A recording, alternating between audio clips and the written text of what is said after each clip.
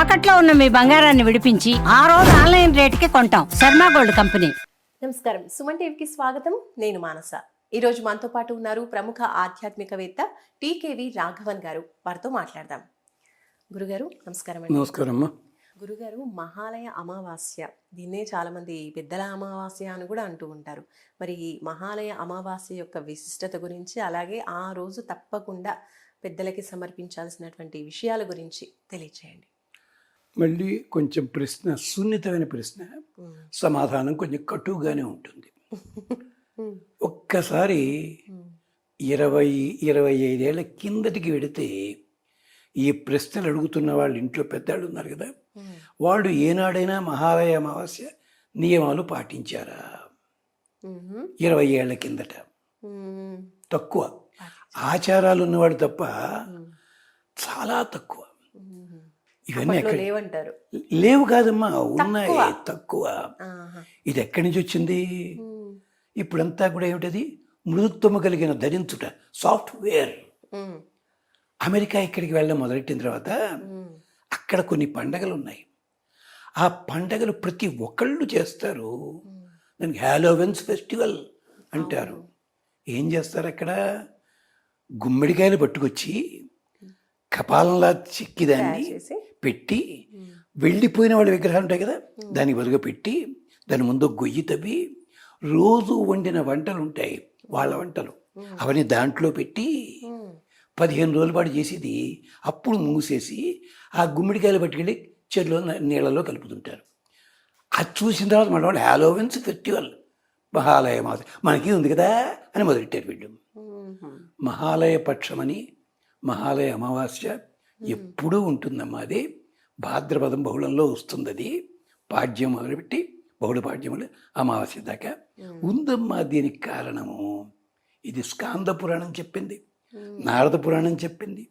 ఎంతసేపు పితృదేవతలు ఇది వాళ్ళ మీదే పడేయడం తప్ప అసలు ఎక్కడి నుంచి వచ్చింది అది అంటే, క్షీరసాగర మదనం జరిగినప్పుడు మొదటగా విషం వచ్చింది.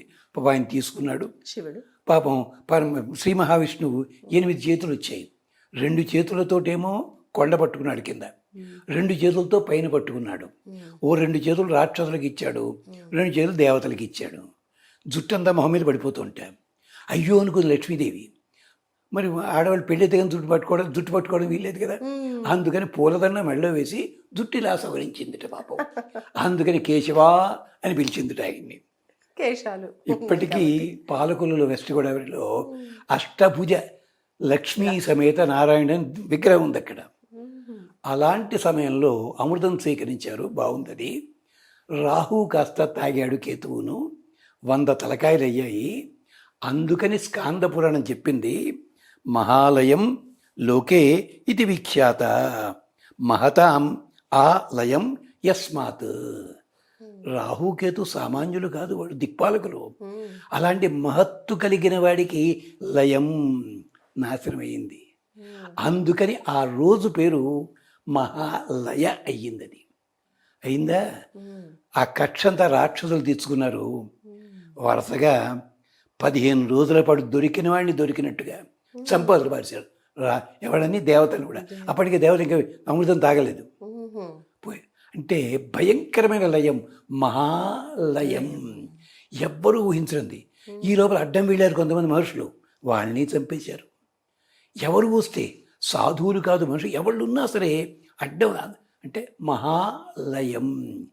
ఎప్పుడు బ్రహ్మదేవుడు కూడా ఊహించలేదు ఇలాంటి ప్రమాదం జరుగుతుందని చెప్పి. అందుకని మహాలయం, అందుకని మహాలయ పక్షము. ఈ అమావాస్య అనేది ఏం జరుగుతుంది? అమావాస్య. అమా అంటే చంద్రుడిలో ఒక కళ, 15 కళలో చివరిది. అది సూర్యుడి లోపల చేరుతుంది. అమా అన్నది సూర్యుని యందు వసిస్తున్నది. అంటే ఆ రోజు చంద్రబలం ఉంటుంది, సూర్యబలం ఉంటుంది. అందుకనే దక్షిణాదిని అమావాస్య వాళ్ళు పుణ్యదినము. గమనించండి, పెళ్ళిళ్ళు అమావాస్య చేస్తారు అక్కడ, వాళ్ళు ఉన్నాయి అక్కడ శుభకార్యాలు. అందుకని అమావాస్య. వీళ్ళంతా పితృదేవతలు వెళ్ళిపోయారు కదా, అందుకని దీని పేరు ఏమన్నారు? మహాలయ పక్షము. పక్షం అంటే 15 రోజులు. ఈ 2 రోజులు కూడా పితృదేవతలకి తర్పణములు వదిలిపెట్టాలి. మాకు చేత కాదండి. మంచిది. పితృదేవతల పేరు చెప్పి తప్పనిసరిగా ఆ రోజు అంతవరకు మీరు చేసినా చేయకపోయినా ఆ 15 రోజులు కూడా శ్రద్ధగా పూజ చేయండి పితృదేవతల పేరుతోటి. వాళ్ళకి పిండాలు పెట్టండి. పిండాలు పెట్టడం లేదు, మనకు అలవాటు లేదు. మంచిది. అన్నం వండుతారు కదా, దాంట్లో కొంత భాగం విడిగా తీసి పెట్టి అది కాకులకి పెట్టండి తర్వాత. ఇది పద్ధతి. మహాలయ అమావాస్య వల్ల మనకి పితృదోషాలు పోతాయి, అంతేకాని క్షేమం కలుగుతుంది. వెళ్ళిపోయిన పితృదేవతలు ఉంటారు కొంతమంది, మనకి జ్ఞాపకం చేసుకుంటుంటారు. నేను ఆ పని చేయలేకపోయినా, ఈ మునిమని ఉంటాం కదా, ఆయన సంగీత విద్వాంసుడు, అంతవరకు వాడికి సంగీతం రాదు, వీడికి ఇద్దాం, వాడికి సంగీతం వస్తుంది, మరొకటి వస్తుంది. అలాగే కొంతమందికి జబ్బులు ఉంటాయి, ఆ జబ్బులు తొలగిపోతాయి వాటికి ఆ ప్రసాదం తిన్న కారణం చేత. ప్రసాదం కాకి పెట్టాల్సింది కాదు. కాకి ఎందుకని? కాకి పేరు ఏమిటి? వాయసము. వాయసం అంటే సూర్యుడికి కూడా పేరుందమ్మా, నిరంతర సంచారి. కాకి కూడా అలాంటిది, నిరంతరం సంచరిస్తుంది. కాకిని చూసి ప్రతి మనిషి నేర్చుకోవాలి.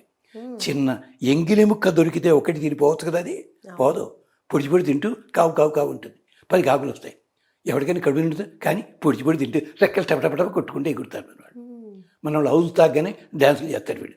కాకి ఎంత చెప్పి. అందుకనే మాణిక్యవాచకరని తమిళ పండితుడు ఆయన, శివభక్తుడు ఆయన, భగవంతుడా నాకు కాకి జన్మ ఇవ్వయ్యా, మళ్ళీ ఇస్తే గనక. కుక్క జన్మ వద్దు. కుక్క పిలిచి అన్నీ దెబ్బలాడుకుని నేలపాలు చేస్తాయి తిండిని. కాకి ఏం చేస్తుంది?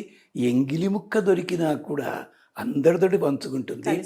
అందరికంటే ఆఖరిని నిద్రపోయేది కాకి. పొద్దున్నే మెడకొతే కోడి. తెలుగులో సామెత ఉంది, కాకితో పడుకుని కోడితో లేస్తాడు వాడు అని చెప్పి. ఇది సంగతి. అందుకని మహాలయ పక్షంలో ఇన్ని సందేశాలు ఉన్నాయి. అదే అక్కడ వాళ్ళు హాలోవిన్స్ ఫెస్టివల్ అని మొదలెట్టారు. అక్కడ ఫిబ్రవరి అని ఉంది. ఆ ఫిబ్రవరి లాంటిది అక్కడ మొదలైంది, కానీ మనకి దసరాల్లో ఉంది. వాడు కొరడా పట్టు ఇలా వేడుకు అందరినీ కొడతాడే, ఇది ఫిబ్రవరికి దానికి సంబంధం ఉంది. అది మరోసారి మాట్లాడుకోవాలి మనం. ఇలాంటివన్నీ అంటే ఎంతసేపు కూడా మనం ఏం చేస్తాం, ఎక్కడికో వెళ్ళి వాతలు పెట్టుకోవడం మనకు అలవాటు, మన దగ్గర పట్టించుకో. ఇది మహాలయ అమావాస్య ఎప్పటి నుంచో ఉంది, అనుభవిస్తారు దీన్ని. మహతాం లయం యస్య, పెద్దవాళ్ళందరూ ఎప్పుడైతే కలిసిపోయారో అందుకని దాని పేరు మహాలయ అమావాస్య, మహాలయ పక్షము. అది దానికి కారణం. రైట్. కాబట్టి ఈ మహాలయ అమావాస్య అంతా కూడా 15 రోజులు చక్కగా పెద్దలని కలుసుకుంటూ వాళ్ళకి ఎక్కువగా, మరి వాళ్ళకి ఎక్కువగా పెట్టాల్సింది ఏంటంటారు? వాళ్ళకి ఇష్టమైనది పెట్టండి. లేదా అన్నము లోపల కొన్ని కూరలు ఉంటాయి, ఆ కూరలు వాళ్ళు చెప్తారు, పెద్దలు చెప్తారు, అవి వండి ఒకటే ముద్దగా చేసి వాయస పిండాన్ని పెట్టండి. వాయసం లేదు, దొరకటం లేదు, ఎంచేత ఆవుకి పెట్టండి. ఆవు కూడా ఒకేసారి 10 మంది పెడితే తినలేదు అది, అందుకని ప్రవహించే నీళ్ళల్లో కలపండి. అంచేత జలచరములకు కానీ ఇక ఇటు కానీ పెట్టచ్చును, అది నియమం. ధన్యవాదాలు గురుగారు. నమస్కారం.